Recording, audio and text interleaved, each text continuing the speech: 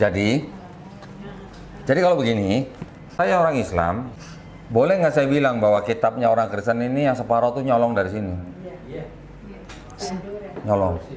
Saduran gitu. Jadi ya. saya bilang ini kitab Spanyol gitu. Separuh nyolong gitu. Kalau kita setuju separuh nyolong udah.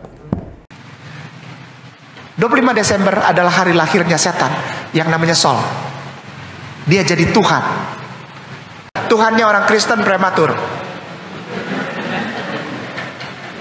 Baik ya, gitu kan? Dan itu Yesus itu adalah Tuhannya orang Kristen. Yesus itu Tuhannya orang Kristen. Namanya The Image of Edessa.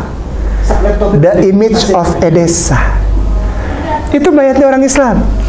Mayatnya orang Islam jadi Tuhannya orang Kristen. Itu lihat, bukan saya yang bilang. Tuh, itu. Salah kan Pak Google-nya kalau saya marah. Waduh, kejam. Google kejam. Google itu kejam. Ya, kita udah tahu ada 3 poin utama orang Kristen pegang. Pertama adalah kain kafannya. Ternyata kain kafan itu tahun 1200 Masehi. Dan itu punya orang Islam. Abad 13, abad 14.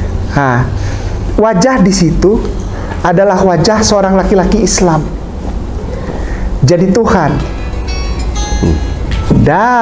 Saya bilang selamat siang, shalom, haleluya. Engkau menjadikan seorang muslim menjadi Tuhan. Menjadikan setan yang diangkat menjadi dewa matahari. Untuk antum juga setuju bahwa dia lahir menjadi Tuhan. Mau? Silahkan. Enggak ya nggak apa-apa. Nggak percaya saya sama si Ambon, ya nggak apa-apa, nggak rugi saya. Ustadz mohon maaf, Lukas pasal 1 ayat 26. Habis itu kita sholat isya. Jangan marah ya para mualim, jangan marah sama si Ambon ini ya. Ntar pulangnya dicegat, jauh pulangnya. Lukas pasal 1 ayat 26. Yesus tidak pernah lahir bulan Desember tanggal 25. Yesus lahir bulan April. Yesus lahir bulan April. Yesus lahir bulan April. Yang bilang siapa? Alkitab. Kitabnya. Bulan yang ke-6. Ya, kita simpan ya. Bulan yang ke-6. Dalam bulan yang ke-6, Allah menyuruh malaikat Gabriel pergi ke sebuah kota di Galilea bernama Nazaret. Ya. Bulan yang ke-6 ya, kita simpan dulu ya. Ya udah, hitung, yuk hitung. Januari, Februari, Maret, April, Mei, Juni. Itu Jibril alaihissalam datang mengucapkan salam. Assalamualaikum Maria. Assalamualaikum Maria. Engkau akan mempunyai anak laki-laki. Maria bilang, iya belum ada suami, bagaimana punya anak? Gitu kan? Di Al-Quran gitu juga. Bagaimana punya anak, orang saya belum bersuami dan tidak ada laki-laki yang menyentuh aku. Bulan ke-7 datang lagi Gabriel itu, atau Jibril alaihissalam bilang, kun fa yakun. Maka jadilah janin Yesus itu. Tanpa suami, tanpa sperma, tanpa hubungan badan suami istri, jadi dia. Pada bulan berarti bulan Juli. Berarti usia kandungan 1 bulannya Yesus itu bulan Agustus. Kita hitung ya, Agustus, September, Oktober, November, Desember. Tuhannya orang Kristen prematur lahirnya. Di tengah udara dingin 4 derajat Celcius tengah malam, di tempat yang tidak hygiene, tidak bersih, kandang domba. Pasti ada domba. Ditaruh di tempat makan domba. Bersih nggak itu? Tidak. Apa yang akan terjadi dengan bayi Yesus itu? Mati dia. Tuhannya orang Kristen meninggal pada saat bayi, karena lahir umur 5 bulan. Kita terusin, apakah Yesus itu lahirnya prematur atau tidak? Ustadz terakhir Ustadz. Lukas pasal 2 ayat 6. Lukas pasal 2 ayat 6. Terakhir. Jangan marah. Lukas pasal 2 ayat 6. Ketika mereka di situ, tibalah waktunya bagi Maria untuk bersalin. Nah, tiba waktu bersalin. Perempuan, para wanita yang hamil sudah waktunya bersalin itu usia kandungannya berapa Ustazah? 9 bulan 10 hari. Hitung yuk. Tadi kan sampai Desember 5. Desember Januari, Februari, Maret. Kurma matang. Dikonfirmasi oleh Al-Quranul Karim bahwa ketika Isa dilahirkan, Maryam bersandar ke pohon kurma dan Allah memerintahkan Jibril alaihissalam untuk mengatakan kepada pohon kurma melepaskan buahnya yang matang. Benar? Ustaz, tolong perbaiki saya. Ini banyak para ustaz di sini yang ahli hadis. Benar gak? Pernah cerita begitu Isa? Bulan 9, bulan April lahirnya. Bible yang bilang. Jadi sekarang saudara kita merayakan ulang tahunnya siapa? Ya jangan malu-malu bilang apa. Takut ntar dibilang radikal di masjid gitu. Ulang tahunnya setan. Namanya Sol. Ini bukan saya benci umat Kristen, bukan saya menghina, tidak. Bible yang bilang begitu. Ini aku sayang sama engkau. Aku cuma mau bilang, udah, jangan Natalan lagi tanggal 25 Desember. Itu bukan menyenangkan Yesus, bukan menyenangkan Isa alaihissalam, tapi engkau menyenangkan setan yang namanya Sol. Kiranya berkenan, mohon maaf, jangan marah sama Kainama. Kalau ada kata-kata yang salah atau tingkah laku saya yang salah, tolong dimaafkan. Kalau ada pertanyaan yang belum bisa disampaikan sekarang, silahkan sampaikan kepada Pak. Di ketika menyebut Yod-Hif-Vav, mereka mengatakan Hashem, sang nama.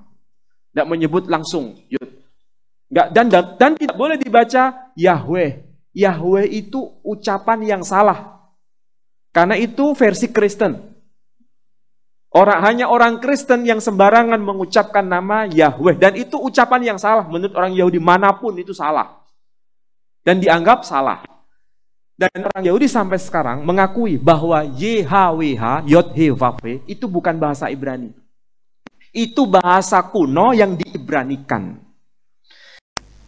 Nama Allah itu dengan nama YHWH bukanlah merujuk pada pribadi yang beda, tapi merujuk pada pribadi yang sama. Sehingga orang Yahudi pun kalau menyebut nama Allah itu sangat respect. Tidak boleh dibaca sembarangan. Tapi yang masalah itu di Indonesia, yang kurang ajar itu, saya harus ngomong terus terang, yang kurang ajar itu orang-orang Kristen. Kenapa?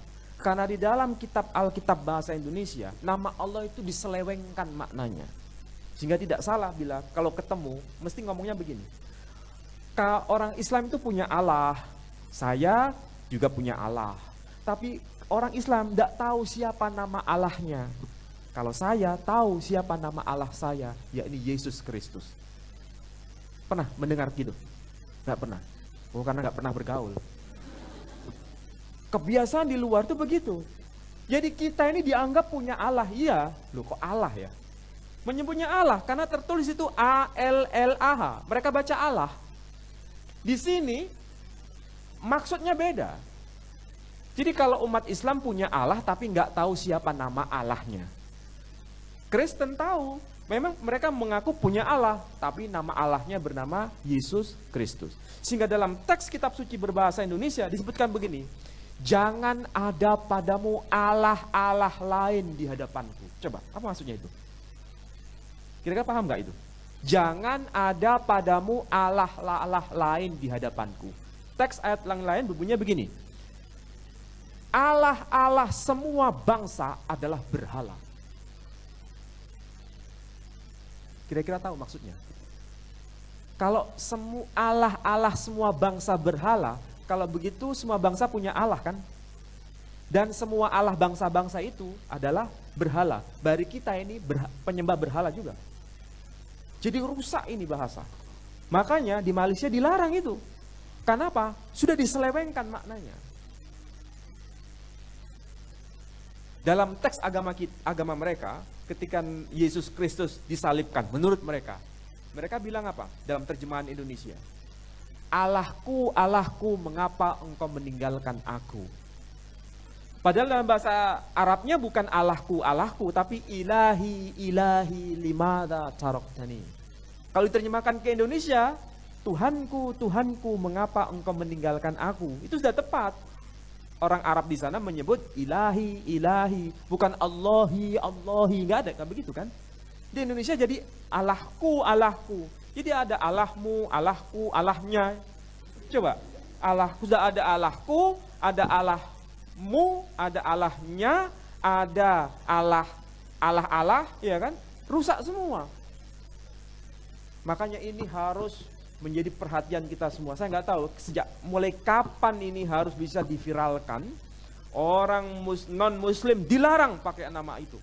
Sebab nama ini sudah dinista di Indonesia. Di Malaysia sudah terjadi. Dan sudah diketok palu. Kapan di Indonesia? Belum tahu. Tinggal kita mau protes ataukah tidak. Dan sekarang ini luar biasa sekarang. Istilah kita sudah diadopsi kalau bahasa saya agak kasar, sudah dicuri. Nama Allah dicuri. Nama istilah Nabi dicuri. Istilah kitab dicuri. Istilah zakat dicuri. Tapi diselewengkan maknanya semua. Yang paling sentral istilah Allah dicuri. Tapi maknanya diubah. Mudah-mudahan bisa saya jawab tadi. Kalau belum puas nanti setelah acara selesai.